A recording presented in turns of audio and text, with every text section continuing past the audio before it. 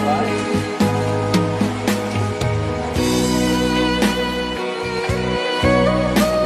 Mas, makan untuk makan, makan. Iya.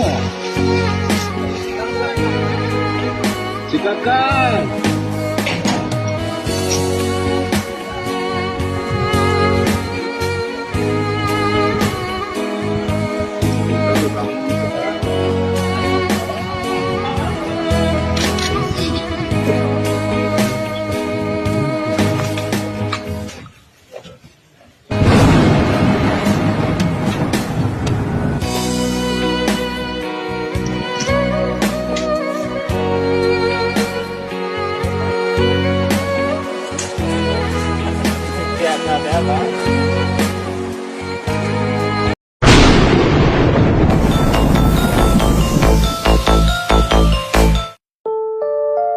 Nah sekarang yang jadi problemnya, sudah disebutkan di konstitusi anggaran pendidikan itu minimal 20% dengan memprioritaskan kepada pendidikan dasar 9 tahun itu, tapi justru sekarang soal buku dan kebutuhan itu menjadi tanggung jawab peserta didik dan orang tuanya. Jadi dalam konteks itu sebetulnya kita mengalami kemunduran. Nah, terbayang nggak sama kita sekarang? Orang tua harus memikirkan pakaian anak, kebutuhan sekolah lain, kebutuhan buku dan segala macamnya. Nah, ini pun harus jadi pemikiran. Mungkin idealnya gratis seperti yang diminta pemohon akan sulit diwujudkan. Tapi paling tidak yang harus dipikirkan sekarang, bagaimana komponen-komponen tertentu dari pendidikan itu tidak lagi menjadi tanggung jawab peserta didik. Sekarang ini terus terang, negara mulai mau melepaskan tanggung jawabnya terhadap pendidikan ini. Coba bayangkan, ada sekarang UKT sampai 50 juta per semester, Bu. Kita bisa bayangkan nggak? Seberapa mungkin orang miskin bisa mencapai itu? Uang pengembangan institusi sampai 300-400 juta untuk perguruan tinggi. Jadi ini memang permohonan untuk pendidikan dasar, tapi ini cara kita memulai merefleksi, ada yang salah nggak bagi kita untuk mengelola pendidikan kita ini?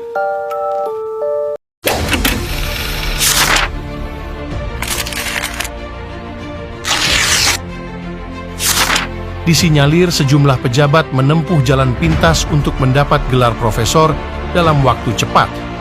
Mereka diduga loncat jabatan dengan mengakali aturan penerbitan artikel di jurnal ilmiah dan kong-kali-kong dengan tim asesor. Ada pejabat di Kementerian Pendidikan, Kebudayaan, Riset, dan Teknologi atau Kemdikbudristek yang ditengarai terlibat dengan mengobral gelar guru besar atau profesor. Mendikbudristek Nadiem Makarim belum bersikap tegas. Jadi bisa disimpulkan bahwa ada gerombolan bandit di Kementerian Pendidikan. Loh iya, kita harus menyebut apa lagi untuk orang-orang yang semacam ini kan. Mereka ini berjejaring, mereka kemudian diduga kemudian bermain dan menerima suap untuk meloloskan seseorang menjadi guru besar. Betul, kesimpulannya seperti itu. Media Tempo menyebut ada beberapa nama seperti Bambang Susatyo, Sufmi Dasko, dan anak Wapres Ma'ruf Amin diduga merupakan penerima gelar guru besar atau profesor dari jalan pintas ini. Akademi Ilmuwan Muda Indonesia atau ALMI turut merespon maraknya kejanggalan pengusulan jabatan fungsional profesor atau guru besar di beberapa universitas. Ketua ALMI, Gunadi, mengaku prihatin atas praktik pelanggaran etika akademik tersebut. Seharusnya gelar guru besar atau profesor adalah murni pencapaian akademik, bukan diraih dengan singkat, apalagi melalui skandal. Ada orang Indonesia, dia datang di Jepang. Sampai di Jepang dia ngerokok. Waktu rokoknya habis, dia pikir Jepang tuh Indonesia. Dia langsung sentil rokoknya. Saudara tahu, orang Jepang ngeliat pemandangan ini. Apa yang dibuat mau orang Jepang? Rokok orang Indonesia ini diambil, dimatiin di aspal. Aspalnya dilap, rokoknya dimasukin di tisu, dibuang ke tempat sampah. Dan orang Jepang punya budaya menolong orang dan menjaga kebersihan, itu honor buat mereka. Jadi abis dia buang ini rokok, dia datengin nih orang Indonesia, dia nunduk. Saudara tahu orang Indonesianya? Culture shock. Besoknya nih orang Indonesia berubah. Tiba-tiba dia jadi bersihan, gak mau buang sampah sembarangan, bukan karena dikotbain, tapi ngelihat sebuah attitude yang luar biasa. Orang Jepang ternyata kelas 1 SD sampai 3 SD gak belajar matematika kayak kita. Tahu gak apa yang mereka pelajarin? Budaya dan attitude. Jadi mereka jaga kebersihan, menolong orang itu dari dalam. Beda sama Singapura, gak buang sampah sembarangan karena takut didenda. Tahun dia mantan programmer Google, dia mengatakan bahwa semuanya sudah berakhir di era sekarang untuk mencari uang, untuk menjadi produktif. Akan ada hanya orang kaya dan orang miskin. Orang menengah akan hilang atau bahkan menjadi miskin di era sekarang ini. Ini kaum menengah atau middle class ini didefinisikan sebagai orang kebanyakan ya. Dia dari kecil sekolah, dia mendapatkan nilai bagus, kemudian lulus, mencari bekerja di kantor 9 to 5, berharap sampai pensiun. Dan ini era ini sudah berakhir, dia bilang, dengan banyaknya layoff atau PHK yang terjadi di semua startup teknologi, nggak cuma di Amerika tapi di seluruh dunia. Ini point of view-nya, fokusnya adalah dari mata dia sebagai programmer. Apps tidak bekerja lagi, APIs tidak bekerja lagi, semuanya sudah dikerjakan oleh AI. Kemudian ada pergeseran di sosial media, orang sudah tidak lagi percaya motivasi-motivasi 7 cara menjadi kaya, 7 cara meningkatkan produktivitas.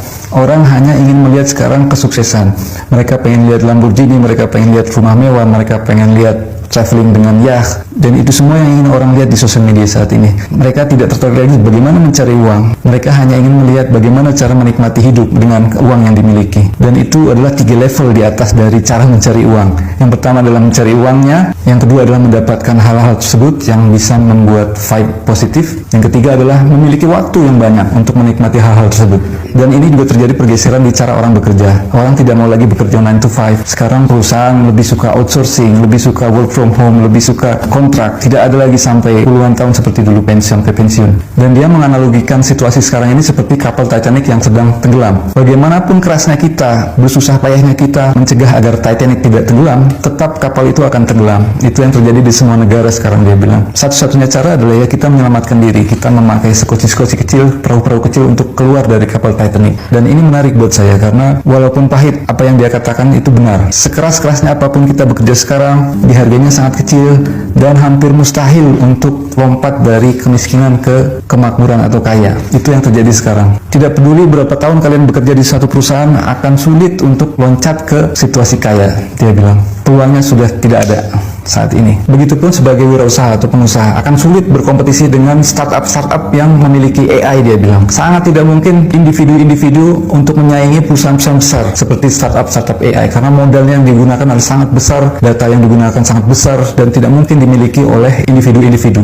Oleh sebab itu dia katakan bahwa yang kaya akan semakin kaya, mempertahankan kekayaannya, dan yang miskin akan tetap miskin, dan kelas menengah akan cenderung untuk mengalami penurunan menjadi miskin. Dan perubahan itu terjadi dengan sangat cepat. Saya masih ingat ketika pada tahun 2007 Steve Jobs dari Apple pertama kali memperkenalkan iPhone pertamanya dengan layar sentuh. Seketika itu pula raksasa handphone dengan tombol semuanya berguguran mati, seperti Nokia, BlackBerry, semuanya mati. Tak lama berselang muncullah dunia digital dengan cepat. Ada aplikasi, ada website, ada YouTube dan lain-lain. Dan membunuh semua industri buku, majalah, koran, televisi konvensional. Hampir saat itu semua orang beralih ke dunia digital. Dan dengan cepatnya saat sekarang ini muncullah AI yang menggantikan hampir semua pekerjaan seperti yang dikatakan oleh Patrick Hsu. Dia sebagai programmer bilang sudah tidak ada kemungkinan untuk bersaing dengan AI, dan ini susah untuk dihentikan, sama halnya dengan dulu pertama kali handphone layar sentuh pertama kali diperkenalkan.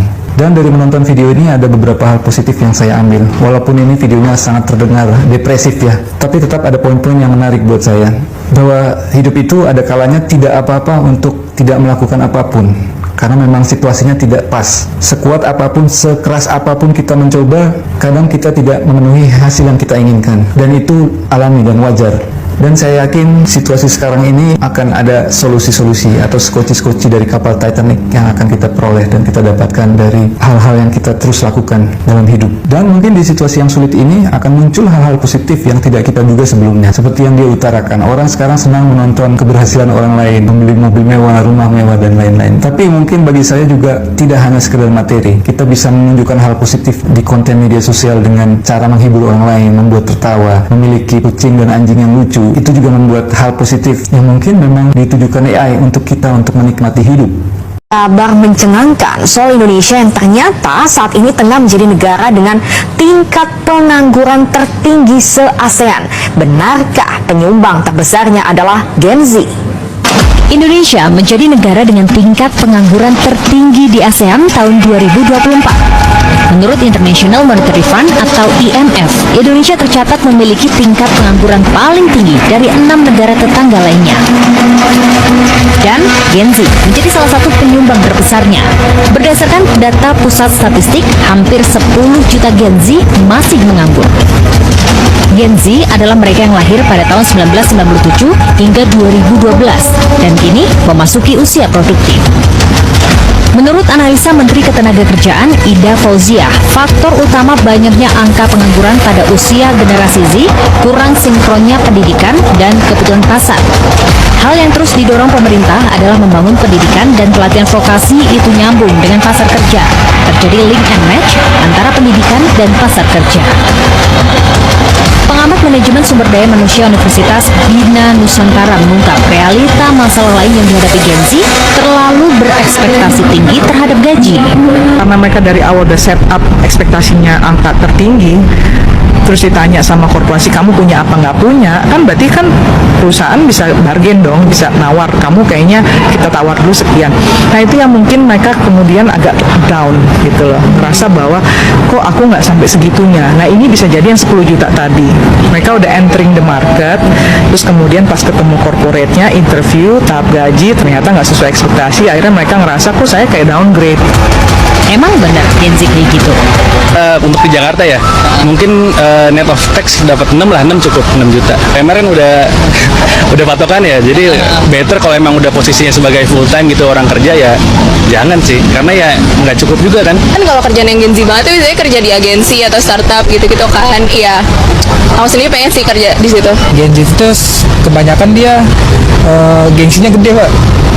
Kayaknya kurang cocok atau mungkin nggak semuanya sih, tapi sebagian banyak yang saya kenal kayak gitu. Jangan sampai fenomena maraknya pengangguran di kalangan Gen Z jadi ancaman serius bonus demografi menuju Indonesia Emas 2045.